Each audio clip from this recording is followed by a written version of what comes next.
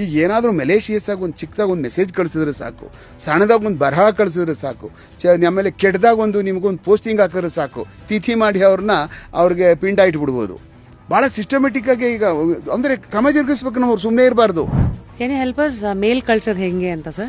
ಖಂಡಿತವಾಗ್ಲು ಏನಾಗ್ತಿದೆ ಅಂತಂದ್ರೆ, ಒಂದು ಸೈಬರ್ ಕ್ರೈಮ್ ಪೊಲೀಸ್ ಸ್ಟೇಷನ್ಗೆ ಸಂಬಂಧಪಟ್ಟಂಥದ್ದು ನಮ್ಮ ಕಮಿಷನರ್ ಆಫೀಸ್ದು ಮೇಲ್ ಐ ಡಿ ಹೋದ ತಕ್ಷಣನೇ ಇಡೀ ಬೆಂಗಳೂರು ಸಿಟಿ ಎಲ್ಲ ಪೊಲೀಸ್ ಸ್ಟೇಷನ್ಗಳು ಓಪನ್ ಆಗ್ತವೆ.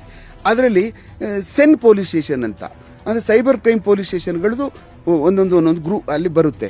ಆ ಸೆನ್ ಪೊಲೀಸ್ ಸ್ಟೇಷನ್ದು ಮೇಲ್ ಐ ಡಿ ಇದೆ ಅಲ್ಲಿ, ಮತ್ತು ಅದಕ್ಕೆ ಸಂಬಂಧಪಟ್ಟಂಗೆ ಆ ಪೊಲೀಸ್ ಸ್ಟೇಷನಲ್ಲಿರ್ತಕ್ಕಂಥ ಇನ್ಸ್ಪೆಕ್ಟರ್ ಮೊಬೈಲ್ ನಂಬರು, ಅವ್ರ ವಾಟ್ಸಪ್ ನಂಬರು ಎಲ್ಲ ಪೂರ್ತಿ ನಿಮಗೆ ಸಿಕ್ಬಿಡುತ್ತೆ. ಸೆನ್ ಪೊಲೀಸ್ ಸ್ಟೇಷನ್ದು ಅವ್ರ ಮೇಲ್ ಐ ಡಿನೂ ಇರ್ತದೆ, ಅವ್ರಿಗೊಂದು ಕಾಪಿ ಹಾಕ್ಬೋದು.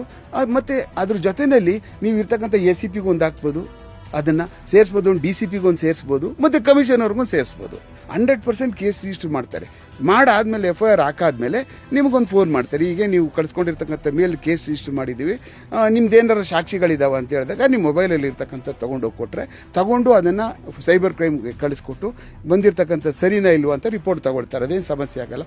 ಅದ್ರ ಮೇಲೆ ಕೇಸ್ನ ಅವ್ರ ಮೇಲೆ ದಾಖಲು ಮಾಡಿ ಅವ್ರನ್ನ ದಸ್ಕಿರಿ ಮಾಡಿ ಅವ್ರ ಮೇಲೆ ಕ್ರಮ ಜರುಗಿಸ್ಬೋದು. ಫುಲ್ ವಿಡಿಯೋನ ನೋಡಿ ಆನ್ ರ್ಯಾಪಿಡ್ ರಾಶ್ಮೀಸ್ ಯೂಟ್ಯೂಬ್ ಚಾನಲ್.